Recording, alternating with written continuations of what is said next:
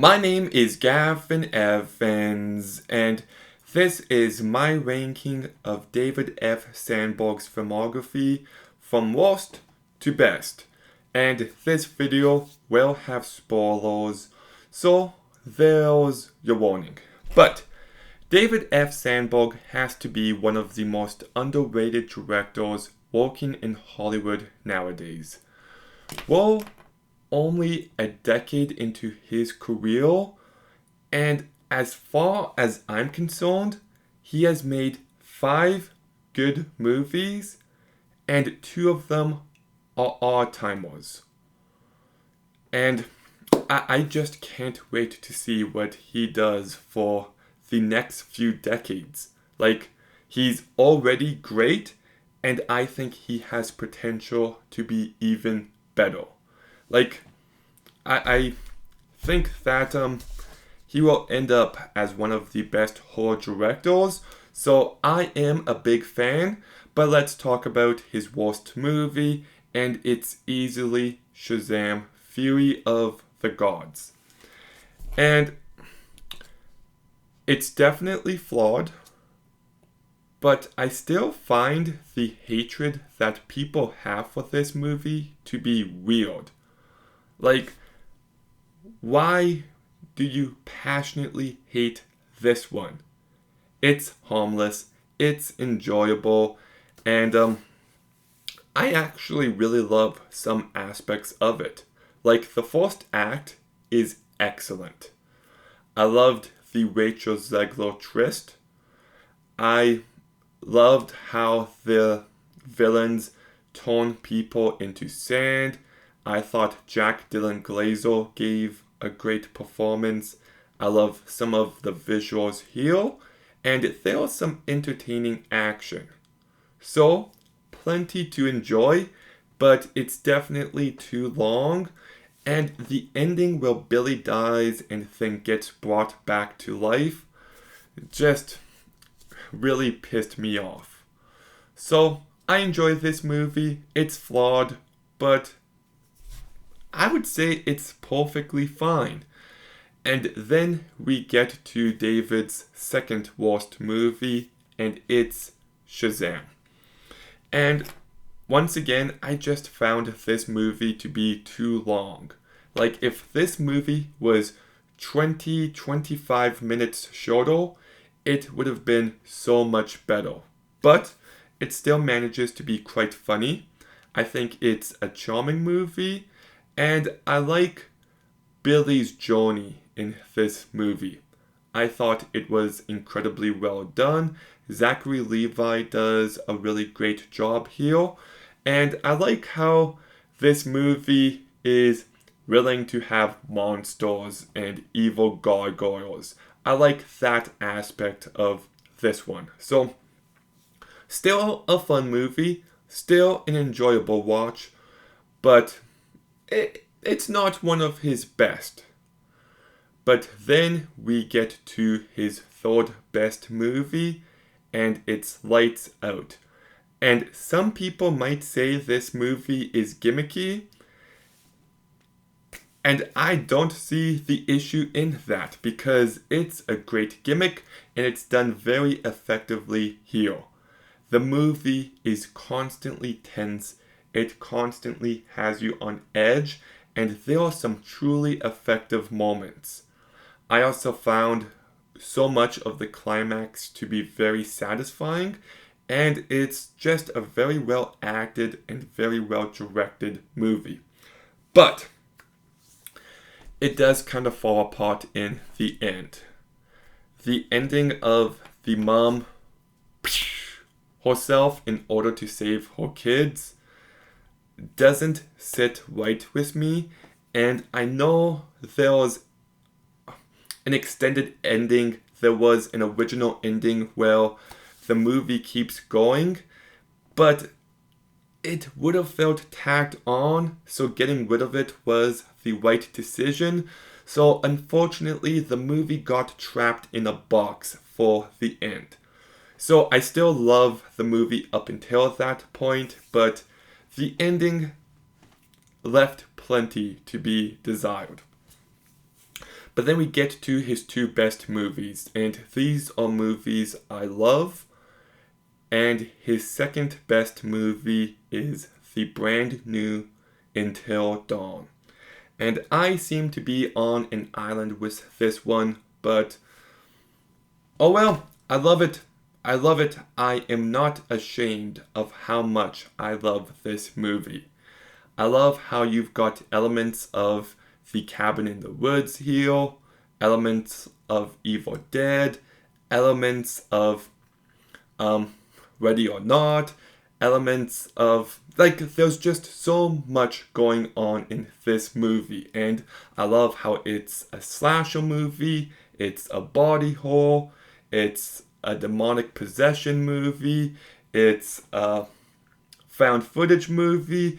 I love the ambition of it, and I felt like it all worked. The movie is constantly tense throughout, and there are some very fun jump scares present, and I just love the atmosphere.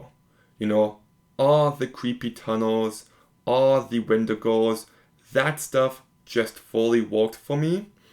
And the practical effects looked amazing, and I love how it's able to capture the spirit of the game, but still feeling fresh and new. I feel like the direction they took with the story worked to this movie's benefit. I really do. And I love how unpredictable it is. I love how the environment outside constantly shifts. Like, there's a weird witch house, there's an abandoned town, and I found the set design to be really great. And I love how this movie feels like a love letter to the genre, but it also connects with the game where you want to make choices that keeps the characters alive, but then other bad things happen, and I felt like that was really well done. But I also love how there's an element of this movie about life and death and grief and moving on and embracing life, and I thought that was well done. Well, we've got this character whose sister has gone missing, and ever since, that has just fully consumed her. And she's on a trip right now that really isn't the healthiest thing for her to do. But throughout this movie, she starts to recognize just how precious life is, and how that motivates her to live fully. And there's a scene between her and her ex-boyfriend where they've realized that they've got to die in order to save some of their friends. And then they get to their last life and they realize they can't do that anymore. They've got to make smart decisions that are best for themselves and the people around them. And I think this part of the movie is so smart and well done, and I wish it was given more credit on that front. The movie also manages to be quite funny at times, and yeah, like, this movie is just a blast. It is so ambitious and so different and so unique and so effective. This is a movie I can see myself watching so many times, and I just loved it. I really did. So that's why it's number 2. And then we get to his best movie, and it's Annabelle Creation. This is the best prequel ever made, and I would say it's one of the best horror movies ever made. Like, I have watched this movie so many times, and I just love it. It's entertaining, it's terrifying, and it's actually really tragic. Like, you've got these two orphan girls, Janice and Linda, who become best friends. They become like sisters. But Janice can't walk properly, she gets bullied, and she gets terrorized by this demon, and there's nothing she can do. And she gets told to stand up to it, only for her injuries to get even worse, and then she ends up losing her soul, and that's it for her. Like, it's actually a really sad movie, and I felt the emotional weight of it throughout. And it's just such a well-crafted movie from top to bottom. The movie looks great. The movie sounds great. And there are so many fantastic moments that really do scare me. I love the one scene where she's approaching the window to talk to Annabelle. And she's like, "What do you want?" And Annabelle turns around, "Your soul!" That scene gets me every time. The scene with the puppets, the scene where the blanket is thrown on the Annabelle doll, the scene where she shoots the ball into the dark, the scene where she's trying to get down the stairs, but she ends up moving closer and closer to the demon, and she ends up getting thrown on the ground.